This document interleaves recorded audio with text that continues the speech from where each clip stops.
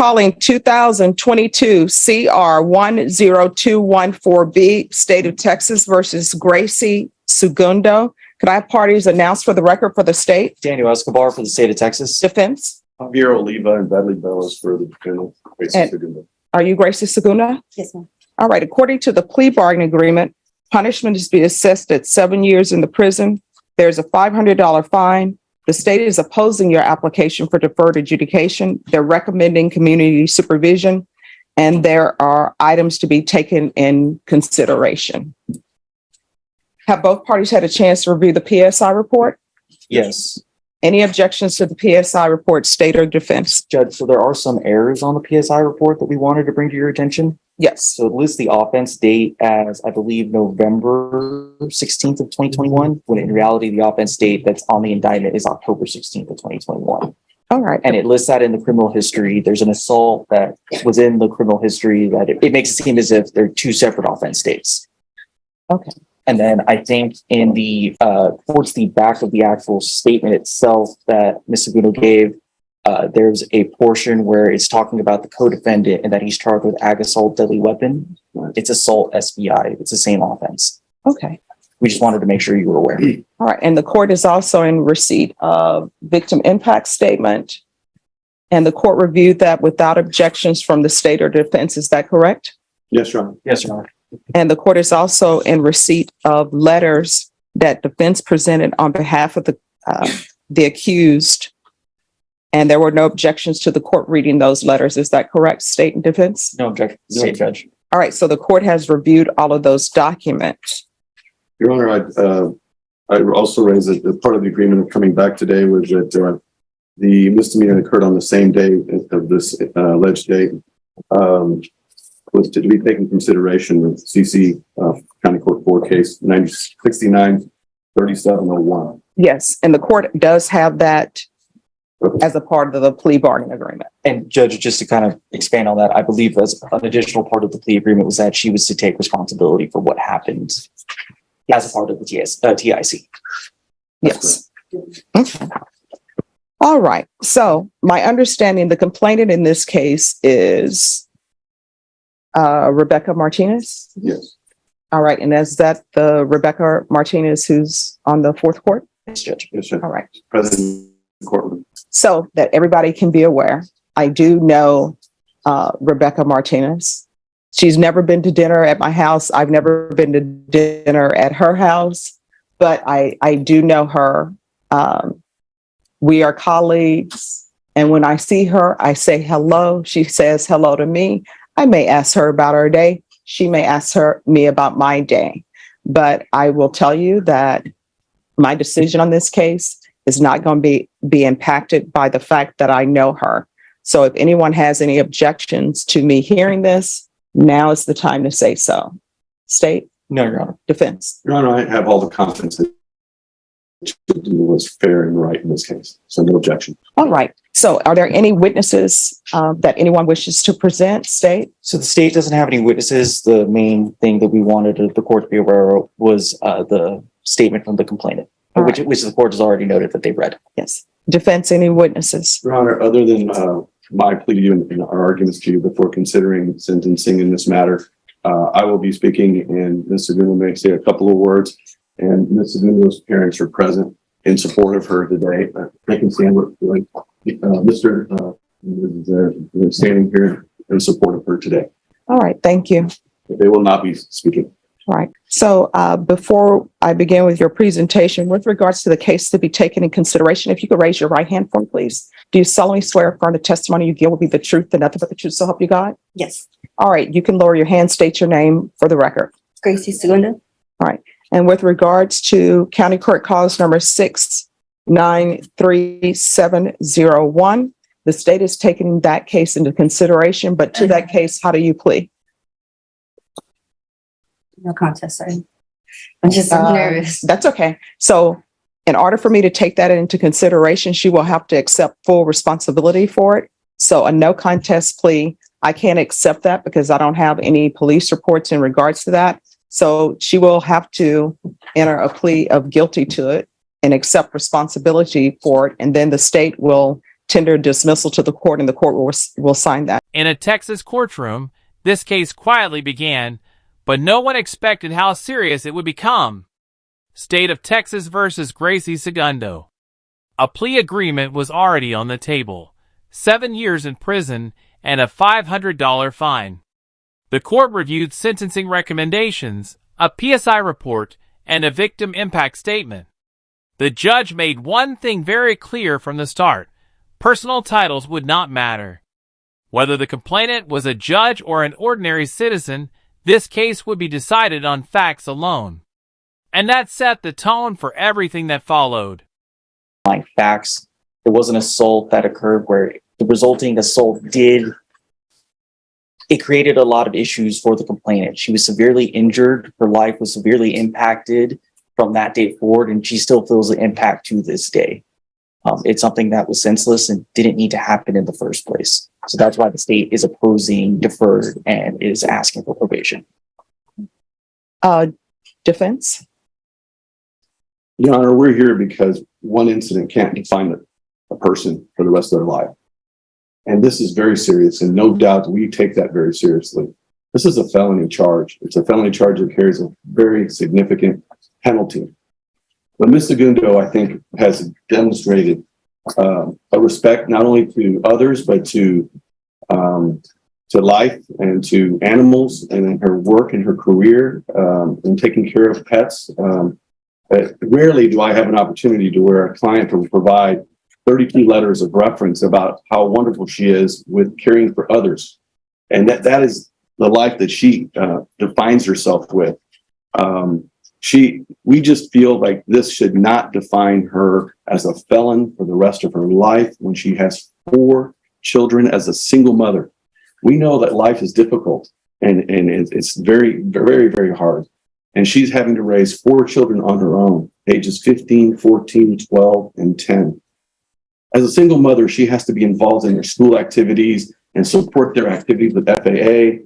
And a felon cannot be associated with children and be around them in school activities.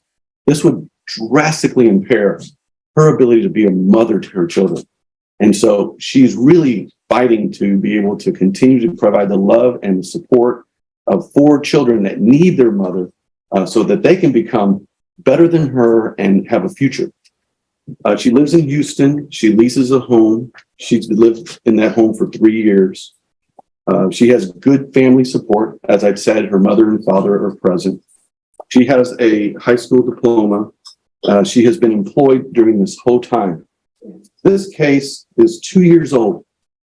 2 years this week, this happened. And it's been 2 years that she has been experiencing this, and she has complied with everything this court has asked. She's appeared in court. She's traveled from Houston to San Antonio. She has fully cooperated. She has weighed all of her decisions and sought not to seek a trial, but to put the decision on deciding her future on you. And she made that decision because she felt that was in her best interest. She does receive some child support. She is willing to do everything and anything that it takes to give her this opportunity. I explained to her that deferred adjudication is a double-edged sword. You may think that you're not going to be subject to a conviction, but in actuality, you are subject to all the conditions and behavior for 7 years. We're asking you, Judge, to give her that chance, to give her the opportunity to prove to you that this one incident does not define her life or who she is or how she is as a mother or how she works. This case was very regrettable, and it should have been a day of celebration. It was after a football game, and she was acting in defense of another.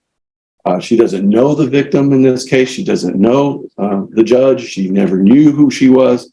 And I sincerely believe that just because she's a judge doesn't mean that this case should be treated any different than any other case of any other person who comes to this court and gets justice, because she should get an opportunity to do it. She's willing to do the urine analysis. She's willing to state no contact, and she's had no issues in the last 2 years with the defendant, the complainants in this case. She's willing to take anger management classes. She's willing to do community service. She's willing to do what it takes to give her the chance. And she has proven other than this one incident that happened in a flash, wasn't premeditated, wasn't thought of. The state firmly opposed deferred adjudication. Prosecutors argued the injuries were severe and life-altering, still affecting the complainant years later. The defense responded with a powerful plea. One incident should not define a person forever. They described Gracie as a single mother of 4, fully employed, compliant for 2 years, and supported by dozens of character letters. According to the defense, a felony conviction would damage her ability to work, parent, and participate in her children's lives. The courtroom listened closely because this decision would shape her future. And I know that she sincerely has nothing personal against Ms. Martinez or her husband. She wants to do what's right, but she also wants a chance, Judge. And I'm asking you with all the fiber of my body to give her that chance. And I will make sure and work with her that she will comply with every condition so she will never be back here before you regarding any violation or any condition of this case. You want to say something? No, I'm nervous.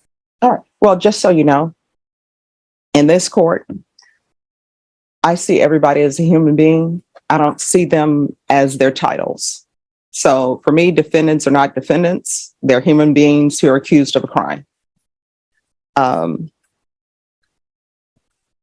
fact that Rebecca Martinez is a judge, that doesn't mean that I'm putting weight on the fact that she's a judge. If she were the president of the United States and she were here as a complainant, I wouldn't put weight on the fact that she's the president of the United States. I'm just dealing with the facts here. And my job is to look at everything objectively and not outside noise, not what people's occupations are. You understand? So I always reread everything and reread police reports and the PSI report, and I've read the letters.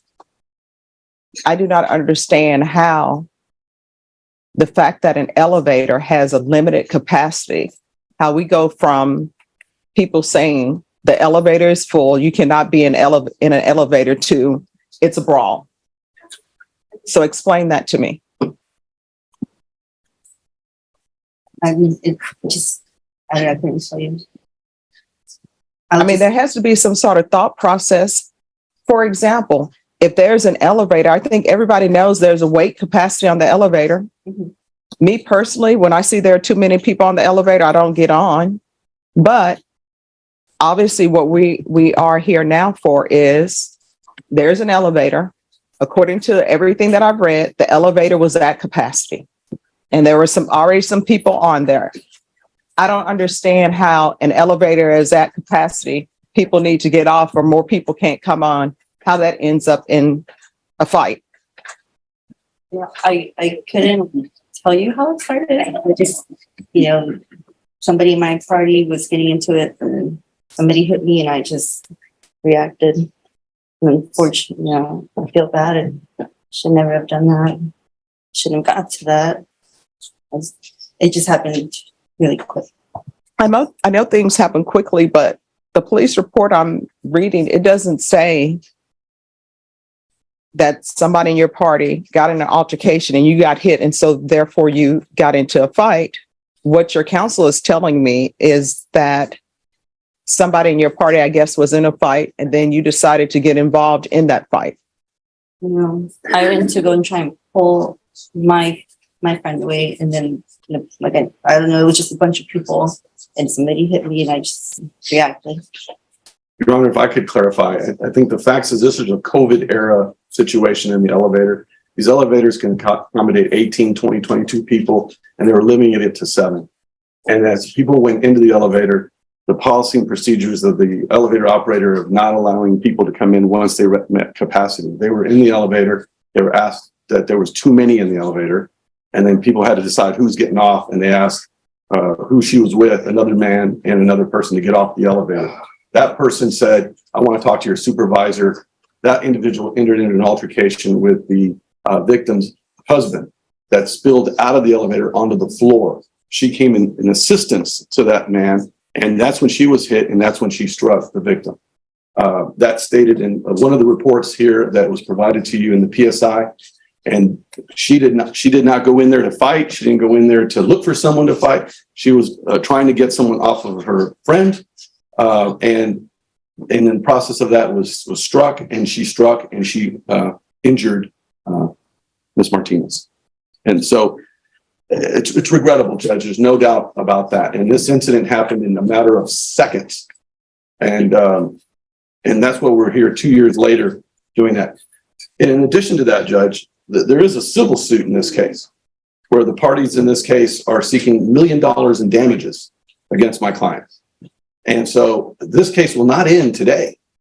It will continue in a civil matter with a lower burden of proof, where she will have to defend herself in a civil cause of action for money damages.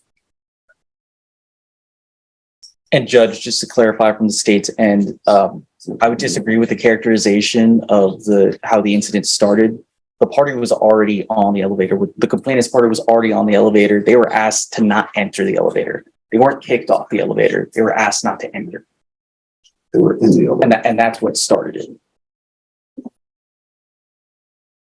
And I also have a copy of the lawsuit that was filed this week before the sentencing, where they're seeking $1 million damages in civil lawsuit right here. You want to see it, Judge? It's public record.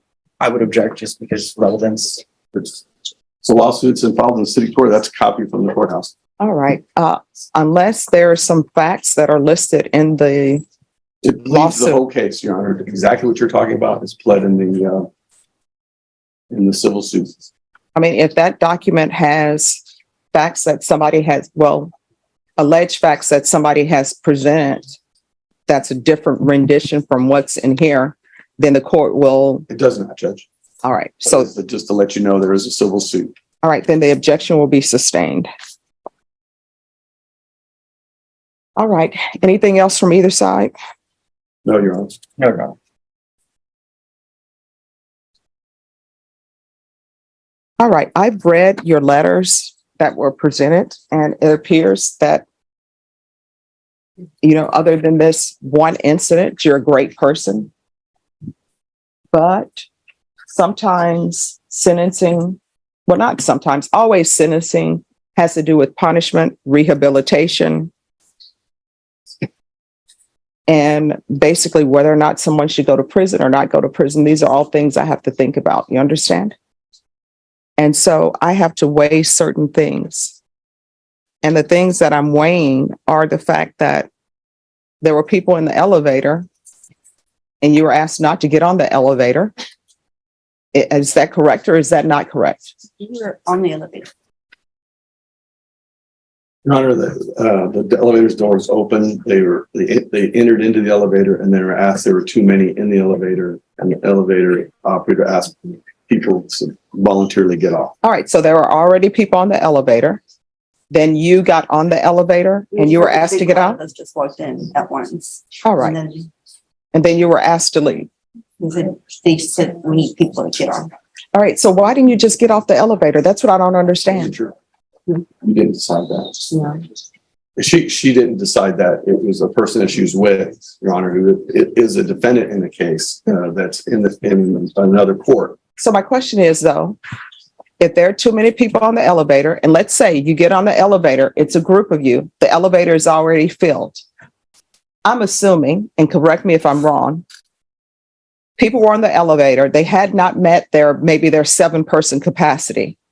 And then you and your group come on, and because of the number in your group, they've exceeded their 7-person capacity. And then they're saying, you all need to get off the elevator and wait. Why not just get off the elevator? That's what I don't understand. Even if you're with somebody in your party who says, I'm not getting off the elevator, why didn't you just get off and I'll wait for the next elevator? I'll take the stairs. I don't understand. We had already gotten off 2-4. So we said, like, we've been waiting, but we didn't want to be the ones to get out. And was alcohol involved, or people just don't want to take the It was after a stairs? football game, Judge. Estate, does anybody want to? I know the complainants are here. Do they want to No, say anything to the court? no. Okay. Oh, Your Honor, may I have one moment? Yes. Your Honor, I'm going to call case once again. Okay. Your Honor, but he's not a victim in this case. The judge focused on one key question: how did a crowded elevator turn into a violent confrontation? According to reports, the elevator was already at capacity after a football game. Arguments broke out over who should step off. Gracie claimed she never intended to fight. She stepped in to help a friend and reacted when she was struck. But the judge pressed further, asking why the situation wasn't avoided altogether. If the elevator was full, the judge asked, why not simply walk away? That question hung heavily in the courtroom. All right. Your Honor. You're welcome. If you can raise your right hand for me, please. Do you solemnly swear or affirm the testimony you give will be the truth and nothing but the truth, so help you God? I do. All right. You can lower your hand if you'll state your name for the record. David Martinez. All right. State. Mr. Martinez, from your memory, what occurred on that day? On that day, we were in line to get into the elevator. The capacity of the elevator, of course, as I mentioned, was 18. But because of the COVID era, there was an elevator attendant there. She said only 8 could be allowed in. We were 3 couples and 2 children, which were a total of 8. As we walked in, we were already in the elevator. They decided to come in behind us. The elevator attendant told them they need to step out. It's full. They had been intoxicated. Her friend. Objection, speculation. Overruled. No, they were No. Yeah. Here's the thing. You cannot address the attorneys.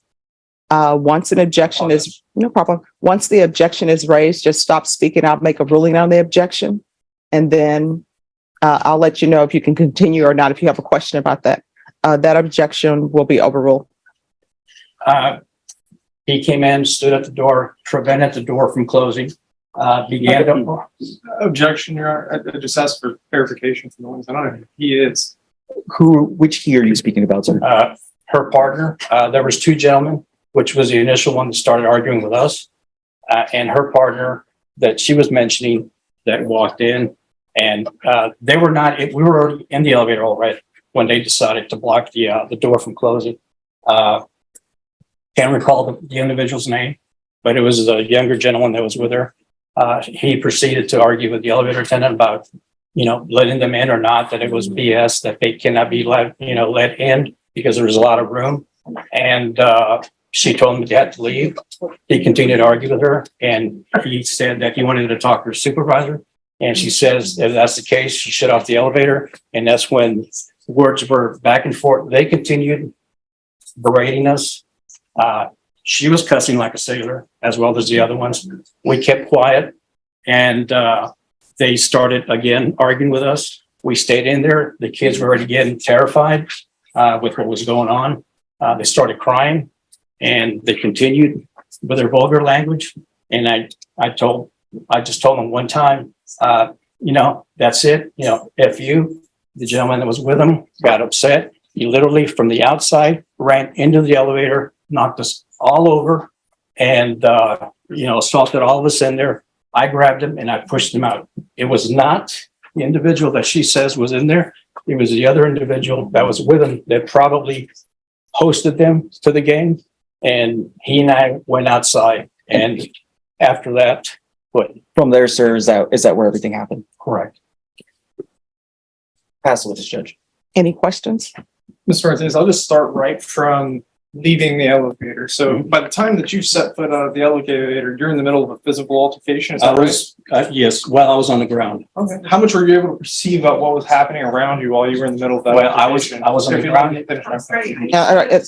One at a Let's time, talk. sir. So my question was, how much were you able to perceive about what was going on around you during the middle of that physical altercation? And I was not able to see when I was in the ground what was taking place after that. Okay, and we can agree that the incident in question, the basis of this criminal case here today, is something that happened during the middle of your physical altercation, right? While I was on the ground, yes. And then afterward, I did get up and partially saw my wife on the ground with a bloody nose. She was in a daze, and I asked her what happened. And I told her that she got hit. She said, yeah, I got hit multiple times. And I said, well, why didn't you defend yourself? She says, I couldn't because I was being held down. Can you say for certainty whether or not Mrs. Segundo was acting in defense of another whenever she got involved in this incident? I'm going to object to relevance. All right, that'll be overruled. You can answer the question if you know. I can't say that, but, Asterisk. Then, the complainant's husband took the stand. He described chaos in the elevator, children present, raised voices, and growing tension. He testified that the argument escalated quickly into a physical altercation outside the elevator. During cross-examination, it became clear he was on the ground during part of the fight and could not see everything clearly.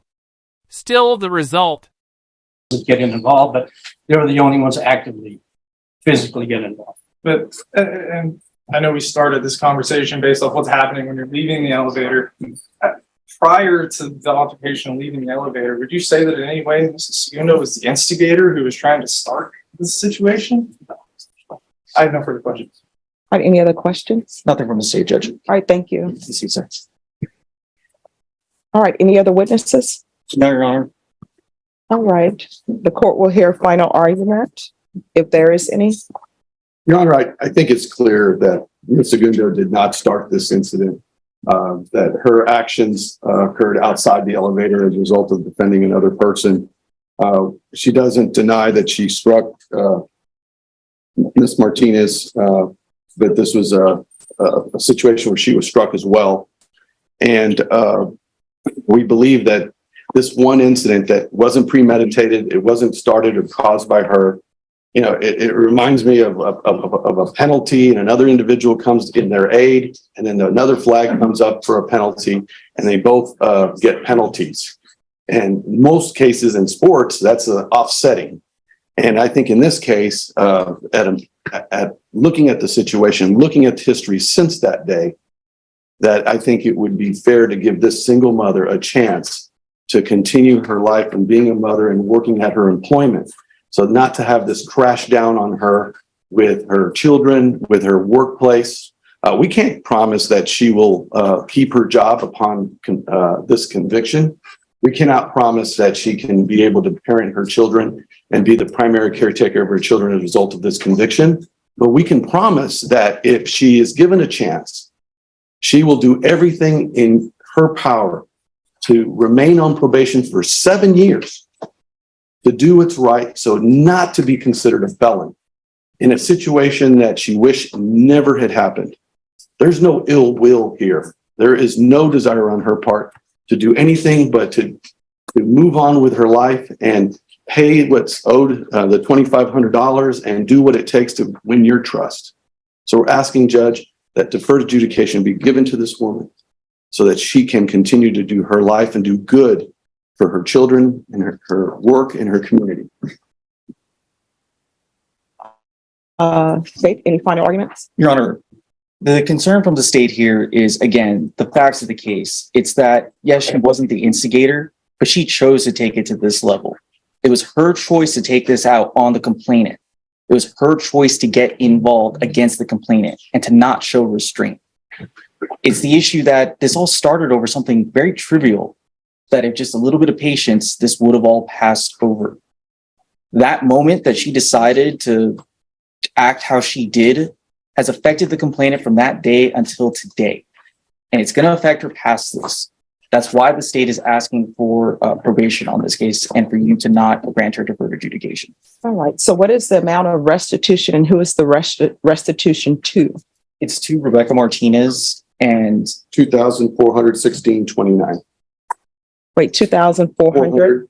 $16.29. And also in the plea bargain agreement, it says restitution to, Jeanette Rojas. yes. Your Honor, so we haven't gotten any medical or billing from there. We would ask restitution to be determined on that amount. All right, so with regards to the restitution to Jeanette Riojas, if there's a restitution amount that's submitted to the court and you all have objections to it, we can have a restitution hearing. Thank you. And I'll just write in that there's to be a restitution hearing as it relates to Jeanette Riojas. And I'm assuming she's going to want to transfer to Houston? Yes, Your Honor. And what, It's in Harris County.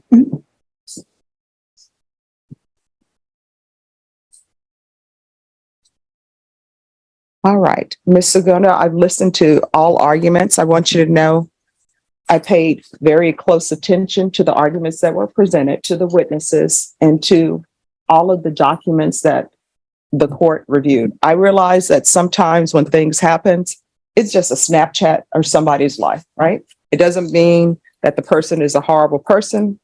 And I'm sure if people could go back and change things, sometimes people are serious when they say, if I could go back and change things, I would. Maybe I never would have went to the game. I would have just let the elevator went. I would have taken the stairs. I understand that.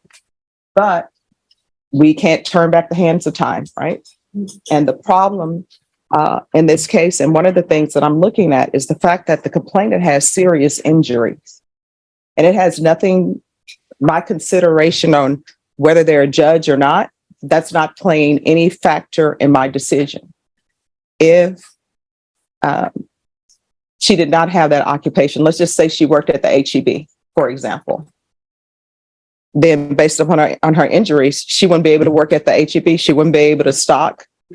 She wouldn't be able to stand and be a cashier. I don't know what they would have her doing at the HEB. You understand? So her injuries are very serious injuries. And I've read the report that was given to me about her injuries, and I've read the PSI report, and I've read the police reports again in this case, because I always like to review things. So I understand that you're very sorry for what happened, but sometimes, yeah, it's great that you're sorry. It's great that you've internalized things, but there is still some punishment associated with it. And I understand that sometimes when people have felony convictions, they say, well, now I can't do this. I can't do that. I can't do this. But then when you look at the complainant has some lifelong issues. And that's the report that I was given and that your attorney has read.